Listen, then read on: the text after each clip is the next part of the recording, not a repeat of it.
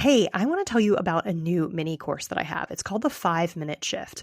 One of the most frequent questions that I get from people on social media and clients is, how do I stop feeling anxious? How do I stop feeling upset? How do I stop feeling angry at my spouse? How do I stop feeling a certain way and get to something that feels better? This mini course is to answer that question. It's a 30-minute video. You get a cheat sheet and the slides, plus a Q&A and a why this works video. But really all you need is the 30-minute video, the how-to. It's a process I use every single day, multiple times a day. I have clients who use it and have experienced huge changes in their life. And if you practice this method over and over again, I promise you'll be able to shift any emotion in around 90 seconds to about 5 minutes. So if you're somebody who feels like you get stuck in emotions, you stew in emotions, you spiral in them, and you really wish that you could get out of them and it didn't involve scrolling or eating or shopping or any of that, this is for you. It's $29. There's a link in the show notes, and I hope you enjoy it. Welcome back to Calmer Conversations, the podcast where you learn how to help your brain become a calmer place to be so that it's easier to feel exactly how you want to feel in your daily life. Whether that's feeling calm and confident, content, or even joyful, or just like you've done enough of the right things at the end of the day, or all of the above. I'm Cecilia Mandrick. I'm a certified life coach, yoga therapist, and founder of the Calm Brain Academy. If you're ready to shift the patterns of self-sabotage, procrastination, daily overwhelm, people-pleasing, and perfectionism, you're in the right place. Not only is it possible to change the conversation between your brain and your body, when you do, you'll change your life in the process. And you're one step closer just by joining me today. Ready? Let's dive in. Hey, and welcome to Calmer Conversations. I'm Cecilia, your host. Today, we're going to talk about noticing again. If you listened to last week's episode, I said that there was going to be a continuation. And so today, we're going to dive into noticing as a tool. And I am using not my normal headphones and normal microphones. So if the quality is a little bit different, I apologize. I'm doing this on vacation. And I thought to bring many, many, many things for toddlers and for kids. But I did not think to bring my podcasting microphone. So I'm here.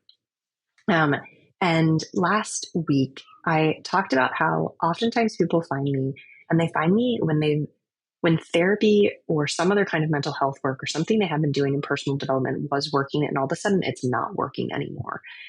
I will also say that sometimes people find me when something else they're doing, like willpower, used to be working and it is no longer working. But that's a whole nother discussion.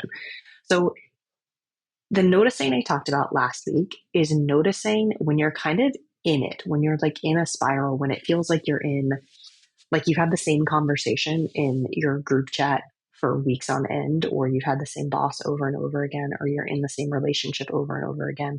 Or the thing I specifically talked about last week was it feels like you've had the same therapy session over and over again. And the therapy that used to feel really powerful and like it was transformative in your life, because it is, all of a sudden feels kind of flat. It feels like it's not giving what you need. You feel like you're stuck in some kind of rut. And that noticing is really powerful, and it can perhaps help you find somebody like me or something different, but it isn't always the thing that helps you change, right? So the awareness sometimes that you get from something like therapy is not always the awareness that will help you start to make things different in your life. So I think the example that I gave when I recorded the episode was that it's like you notice that you're frustrated when your partner does something. And at first, it's really powerful to be able to say this out loud to another human being, because maybe you've never said it out loud to another human being. And so therapy is really great because you say it in a safe environment and somebody hears you and validates your feelings. But then you keep saying it over and over again, and it doesn't feel like anything is changing, right? You're still in the same cycle. And so that kind of noticing, again, powerful to be able to get it out in front of another person, powerful for somebody else to hear it for you, to validate your feelings. And then what do? How do you use noticing as a tool to go forward? Because if you're not new to my world, then you know that noticing is a big tool that I help people gain, a muscle that I help you kind of strengthen yourself. And the noticing that I'm talking about, that you start to use when you move into this kind of different world, this sort of switching, is instead of noticing, I feel frustrated when my partner does this, we start to move it even more internal. So you've already identified an emotion, which is really powerful. But then I ask you to start taking responsibility for how you feel in your life and in your own brain. And this isn't to let your partner or your boss or that toxic friend off the hook. It's not to like give them a free pass to be a jerk in your life.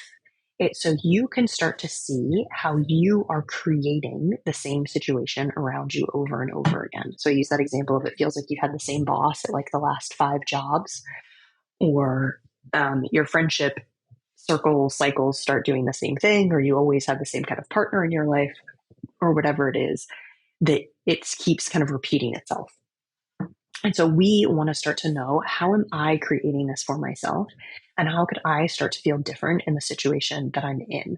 So if I am living with this person, with this partner, if I am in this place, how can I start to change how I am and who I am so that I can feel different? And this is an entirely different kind of noticing. So it starts to bring the noticing a little bit more internal, or a lot more internal.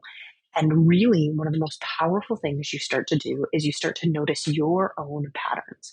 And it's not just your own habit patterns of things you're doing, but also the patterns of what you're saying, and relatedly, how you're feeling, right? And so one of these things is usually the door in. So for some of us, it's that we notice that we're having a glass of wine in front of the TV.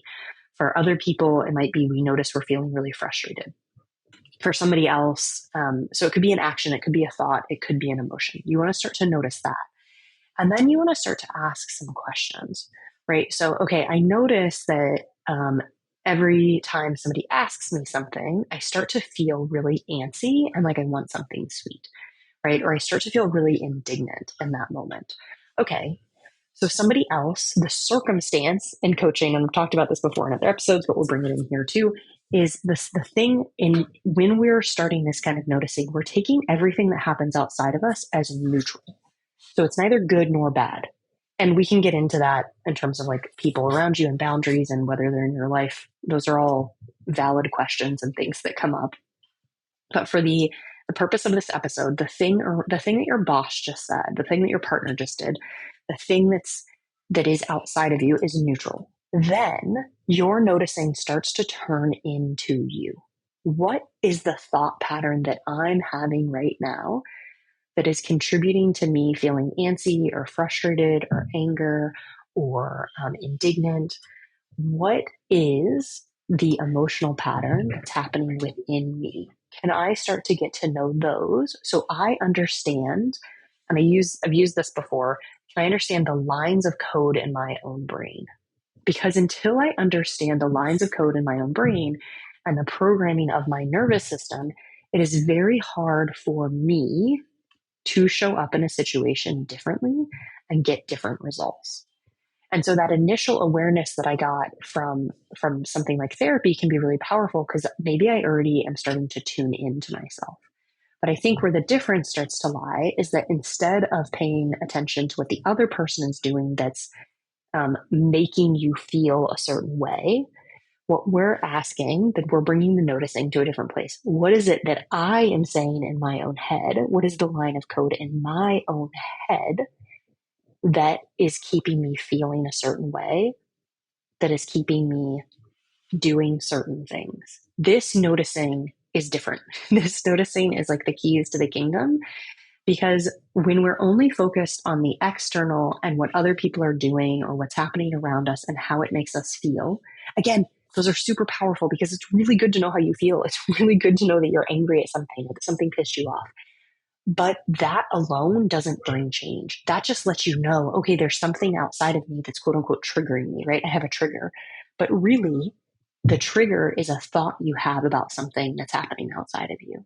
There's a difference there. And so the noticing has to become internal, because it's the internal that allows you to change how you feel, what you think, or know what you think and feel, right? So you feel angry at some injustice. That's really powerful. But when you start to know the thought you have about that injustice, not even that you're trying to get the anger to go away, but you're trying to really understand it and regulate your nervous system so that you can then start to act from a place of power. So the two keys here are understanding what's happening within your own brain, those lines of code that you're having, what's happening within your own nervous system, right? So you're understanding how you talk to yourself, how you respond when somebody outside of you does something or says something. When you make a mistake, you say, oh, I'm so stupid. When somebody comments on your clothes, you say, oh, I'm not attractive, or I need to be attractive to feel happy in life, right? You start to pay attention to these patternings, these lines of code that your brain are telling you, these truths that your brain is telling you that we kind of just take for granted. Your brain says these things all the time. And because they're so habitual, they are these neural pathways that you have, and they come up over and over again. And so you don't notice that you're saying them to you, but they're the most important things to become aware of, because until you change those, you cannot feel differently in your life. And so much of what we do in the coaching room is me helping you see what your brain is actually telling you, because it is very hard to see the forest for the trees, right? It is very hard for most of us to understand what our brain is actually telling us. So we don't know that we have a belief, for instance, that we can control our partner, and so that we can create the exact home situation we want. We have this belief, I should be able to control him. We don't know that we have that line of code running in our brain. And so that's what keeps us frustrated all the time, because we can't control their behavior, right? And until you know that line of code, then you cannot work with your brain to change it. And the truth is, you can't control somebody else in that situation, right? And so if you're walking around with that belief, you're always going to feel frustrated with your partner, no matter what they do. And this is where I think the therapy thing, again, starts to feel like it can feel really tough, because you can go and you can say, okay, they're frustrating me because they're doing this. And we think the solution is for them to do something different. But if that is the route we take, oftentimes then there's just something else they have to fix, and then something else they have to fix. And we're always looking outside of us to be perfect, for everything outside to be perfect, so that we can feel good on the inside. And really, truly, the noticing that I'm talking about here is noticing, okay, when all of this is happening, what's going inside of me, so that I can start to create happiness within me. I can start to create feelings of peace or empowerment, or whatever it is that I want around something, so that I can work in a way that I want to work. Okay, so those two different noticing, it's like noticing what's outside of me and how that impacts me, versus what's noticing inside of me and how that impacts me. And once, I think the outside one, again, is so powerful. I said in the last episode, therapy can be transformative and life-changing for so many people, and it's so necessary. And oftentimes we kind of move along this mental health continuum, and we get to a point where, okay, we've noticed all that. We recognize that we can't actually change it to the point so we feel good in our life. Like there's still these things, or we're still in these patterns, and we want to change the patterns. And then we have to start to turn the noticing more internal, specifically with the thoughts you're having, with those beliefs that keep coming up, with the truths that your brain is telling you, so that you can shift and change them. And when you shift and change them and start working with them and start regulating your nervous system, that's when you start to really notice patterns changing in your external life. Okay. I hope that this was helpful. I see it as such a key, crucial difference when you're moving forward with personal development, with trying to feel different, with your own mental health. And so if you feel like you're in a place where you've been stuck and you've done a lot of this external noticing, but you're ready to do something different, then get in touch with me. Come join the Life Lab. Come start doing this work. People are having such amazing transformations in there. They're feeling different. Again, been in therapy for years, have done more in 6 months or a year than they feel like they've done in the last couple of years in therapy, because we kind of get to that place sometimes where there's diminishing returns. Okay. Thank you so much for tuning in. I'd love to hear from you. Come say hi somewhere. Leave a review if you like this episode or any of the other ones, and I will see you the next time I see you. All right. Bye.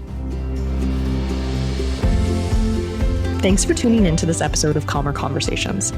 Take what you learned today and use it in your life. Even if it feels a little awkward or clumsy at first, remember these are practices, and that real change comes from implementation.